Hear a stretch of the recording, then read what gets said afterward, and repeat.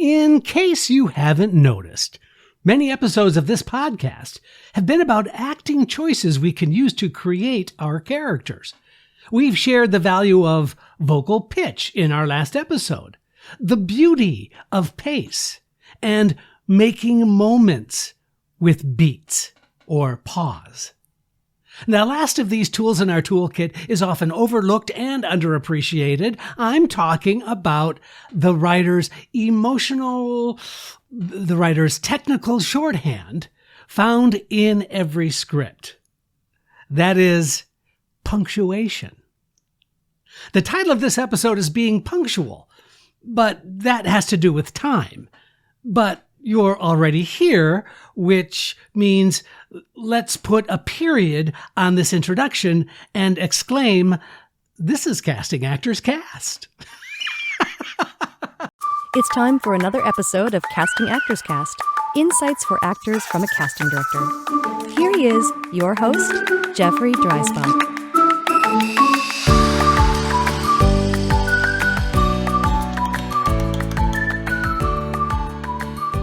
Well, hello and welcome to today's episode of Casting Actors Cast. I'm casting partner Jeffrey Dreisbach in New York with the McCorkle Casting Group in New York.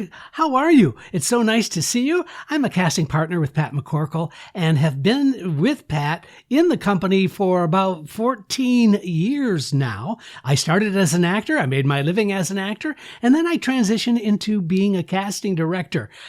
By the way, I'm not one of those casting directors who started as an actor and then became embittered by that experience. No, that wasn't my story at all. Someday I'll go through the entire story of how I transitioned from being an actor to being a casting director and still being a nice guy. But first, this is that moment of the podcast where I get to say thank you so much for tuning in to Casting Actors Cast. We're also being simulcast on YouTube. In other words, I video me doing the podcast. So if you haven't checked out the YouTube channel, please do so. Casting Actors Cast is the name of the YouTube channel. And you can check out all the episodes and see what I look like and see me doing the podcast. Also, I just wanted to say I'm so grateful that you're there. We're well over 100,000 cumulative downloads of this podcast, and I couldn't be more grateful. If you haven't checked out the website, please do so, castingactorscast, all one word, .com. There you're going to find all kinds of freebies, some information. One of the things I'm most proud of, really, is called Jeff's Jots, and that's actual show notes from each of the corresponding episodes. So you can literally follow along.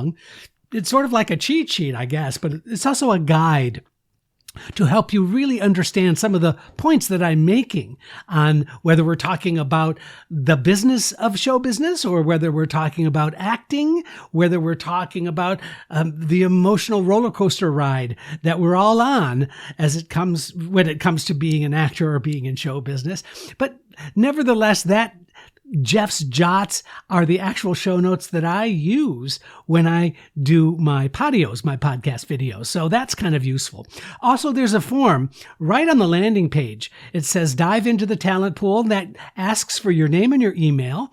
I don't do anything with that, by the way. I don't spam you with garbage. That's not my thing. But it does help me know that you're out there, which kind of keeps me going and keeps me wanting to do these podcasts. So if you wouldn't mind, you could fill out that form. Also, that's the place where you can ask me a question. If there's an episode that you want some more information on, if you have some ideas for what you might want out of this kind of a podcast, I am so open to that. I really appreciate it. I've been doing it like this podcast for 3 or 4 years now. And so I am open to any ideas and any suggestions that you might have. My point is that when you fill out that form, it opens up some freebies for you. One is a book on doing voiceover work. The other is really kind of an interesting video, I think, called Casting Secrets, What They Don't Tell You. It's a free 20-minute video exclusive to those of you who choose to fill out the form and let me know that you're out there. Also, I just wanted to say, if you're getting something out of this podcast, if you've learned something from it, if you're enjoying it, if it's done something for you, wouldn't you please consider returning the favor? a review on iTunes or wherever you get your podcasts would be so incredibly helpful to me.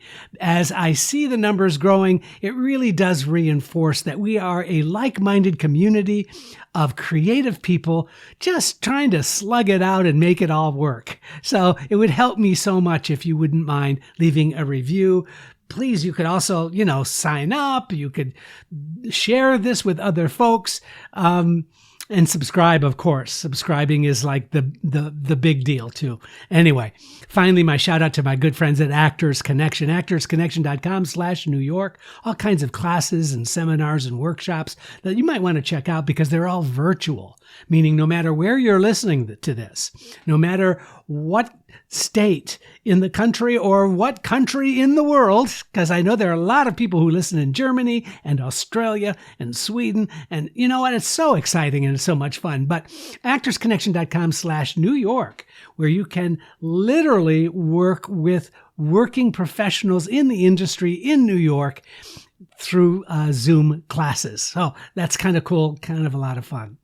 Anyway, I think that's all of the shameless promotional, the begging, I think is over, all of that. So let's get into the subject today. And I really wanted to spend a little bit of time talking about the value of punctuation especially when you are working on a script. Now, I know it seems very rudimentary, and I understand that, but let's really break it down a little bit. And then I think, and I hope that you'll understand the reason why I think this is an excellent subject to talk about. When you really study a new script, let's say you're being asked to do a part in a film and that script has been sent to you. Now you have to read the script. Why punctuation? Why does that become a really important contributor? Well, it's the writer's contribution to interpreting the character's persona. So if the character speaks in very short sentences, if the character is shouting a lot, if the character is sarcastic, if the character fill in the blank, you really get some insight into the writer's intention, and that's what makes it such a valuable tool for the actor. You can really kind of get into the writer's psyche when you include all of that punctuation that the writer, he or she, is giving you. Number two, the reason the punctuation is so important, it's really a guide to understanding how the dialogue fits the context of the scene. And you can figure out the emotional atmosphere of what's going on in the scene, sometimes just simply by the punctuation, is that these people are shouting or these people are being understated or sarcastic or the very short clipped sentences.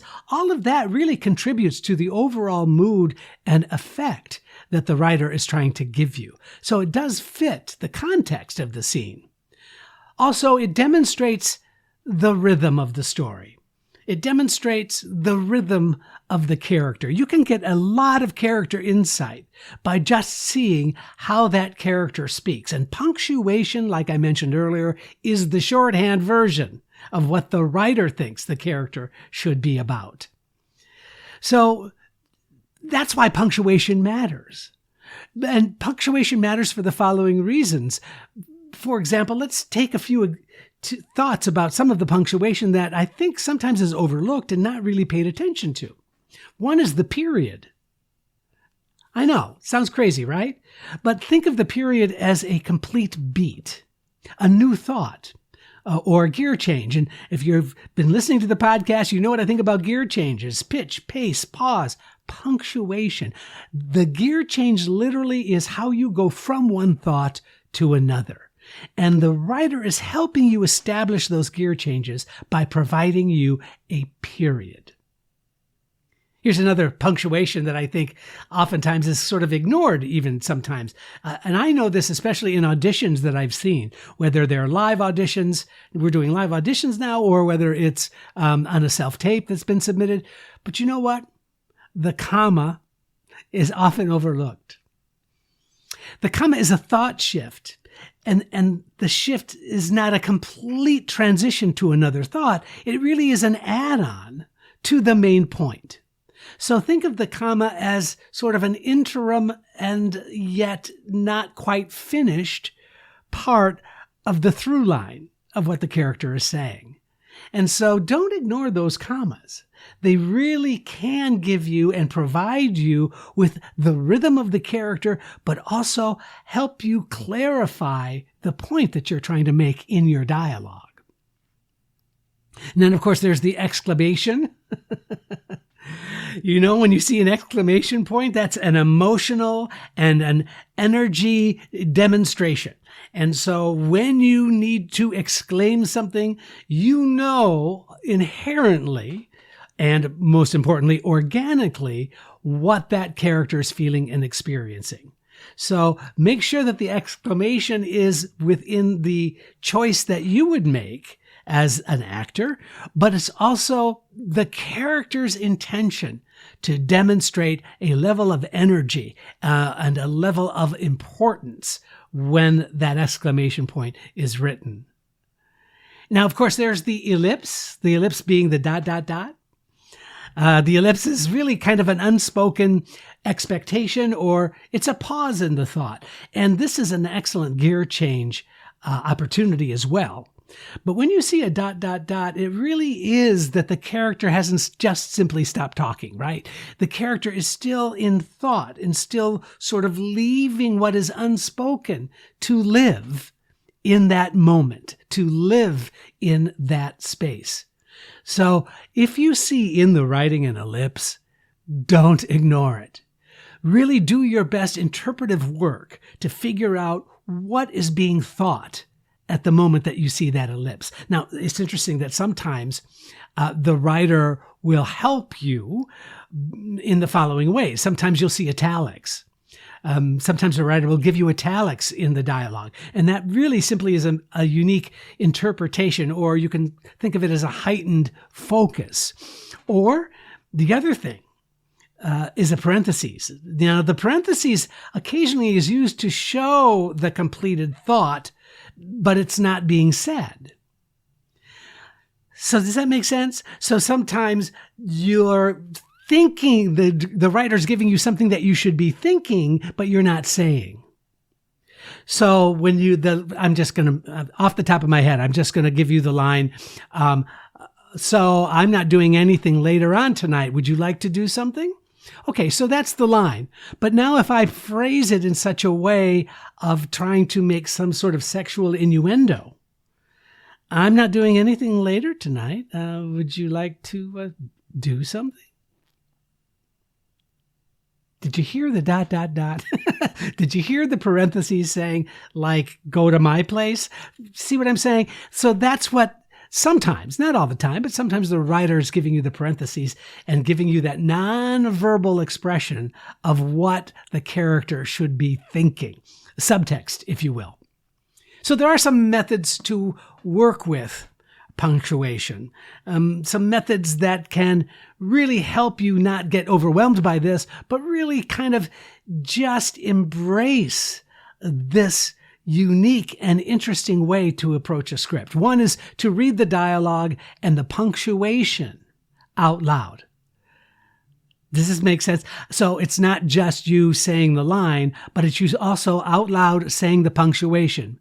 Hi! Exclamation point. How are you? Question mark. I'm fine. I'm thinking of going to the store, but ... So as you're reading the dialogue, include verbally the punctuation. Why? You will be amazed. I'm telling you, you're going to be amazed at how many interesting ways you can interpret that line, and your own sensibilities of interpretation become, I mean, it's amazing. It's almost like shorthand. It's almost like you don't need to have to spend a lot of time figuring it out once you know what that intention is all about. So the other thing that can help you is to simply think in terms of the gear changes that we're talking about whenever the punctuation is seen. For example, there's a gear change at the end of a period. I mentioned this earlier, but the period is the end of one thought and then the beginning of another thought. So make sure there's clarity in that. So whenever you see punctuation, analyze it as a potential place for a gear change. It can be emotional, it can be physical, it can be the pitch of your voice, the pace, the pause, all of those things that we've been talking about. And so don't omit opportunities of interpreting. Use punctuation as emotional guideposts. Issues with being overly focused with punctuation include, number one, becomes about the dialogue and not about the character. So what I'm saying here is that just because I've given you these ideas and exercises, that does not mean you live in that place. In other words, don't live in the fact that you have to do a gear change here. But that's a great way for you to explore. That's a great way for you to try out some ideas to see what feels more appropriate for you in the character.